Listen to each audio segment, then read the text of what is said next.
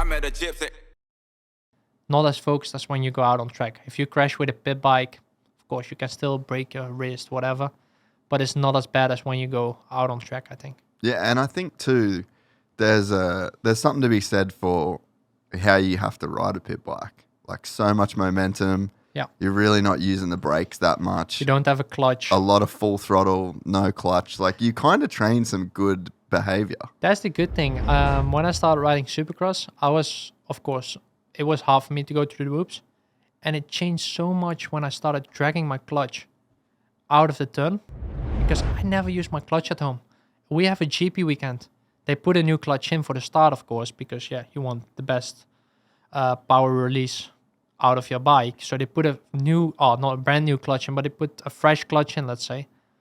But I just used them for another 3 practice days and they still not burn. But yeah, they just changed it because, yeah, they still have so many clutches left. I never touch my clutch. Guys here in the 250 class will do a clutch every race. Yeah, I every can imagine. moto. I can hear that when I'm out on the test track. Except Tom Viel, the rest is revving so much. Like Tom and me had a pretty similar style, especially when you would hear us ride. It would be so quiet. If it was just me and Tom, we had 2 days together where we were just completely alone. Everybody's like, oh, it's so nice and quiet. It's like completely crazy how they rev it in between the jumps in the air. They would have a perfect landing, let's say, perfect timing of the jump. And they would just rev it. Yeah. And I'm like, why? Yeah. It sounds so scary when you do that. And your bike is vibrating.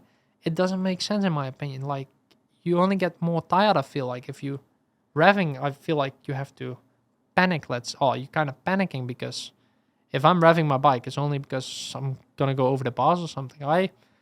I don't think I ever revved my bike the last 3 weeks. It's crazy how they rev sometimes. It is, eh? Have you been able to notice a big difference in the style of how people do things here compared to the GPs? Like maybe riding style, like probably riding style's like the best way to... I think the biggest difference is the revving. Yeah.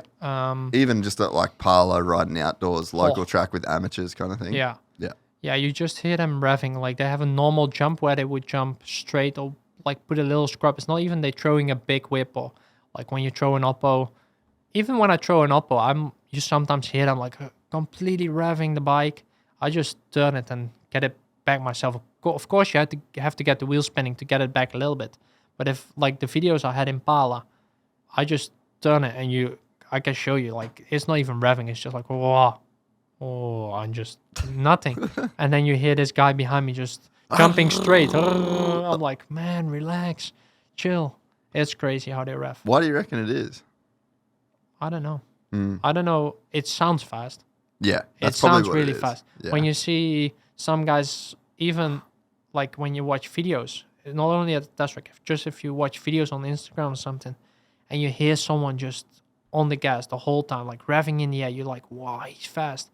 And then, yeah, I actually realized that on the test track. Okay, those guys are fast. Don't get me wrong, but you see Tom Viel riding, and you're like, he's slow.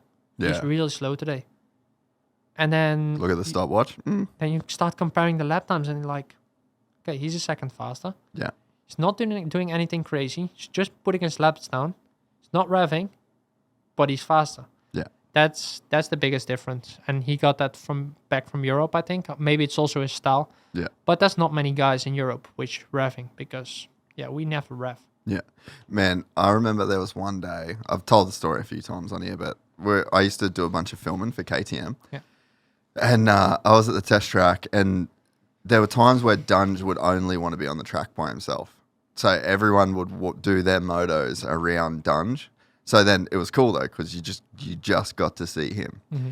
And there was one day that I remember where you just could not hear the dude's bike around an entire Supercross track. And it was just like, bop, bop, bop, bop, like the whole way. And he come in from the moto and I was like, how much do you even use the brakes?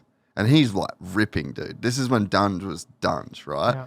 He's like, I use the brakes there and there. Just pointed to 2 spots on the whole track where he used the brakes. Yeah, that's the same thing with me. Like, I tried to carry so much speed with just rolling. Yeah. We went to France many hours, me and Ruben, and it would be always, because in France, like, it's so hard to touch your brakes sometimes when it's like really Just so slick slippery, and hard. and like all the guys were complaining at the test track. It was pretty fun. And then Frankie would come up to me, he was like, how's the track? I said, it's decent, no? Like, we have some worse tracks down in France where we just, okay, we don't have to pay anything, or we just drive up there and we just can have fun and just ride our bike, do motos, whatever we want. Of course, the track won't get prepped and get watered. Sometimes they even would water it or whatever, but it would just be blue groove, real slick. There's the dust layer on top.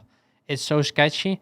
And then those guys at the test track are like, oh, it's not grippy there, it's not grippy there. I'm like, you should ride a track in France one day, and then you will be happy with this track. Even today, this morning, they were like riding, and I was like, track is pretty good, and they were all complaining. And I was like, I don't see the difference. Like, if you would come to France to a track sometimes, you would be like, I wrote once. That's the crazy thing about those Frenchies, man.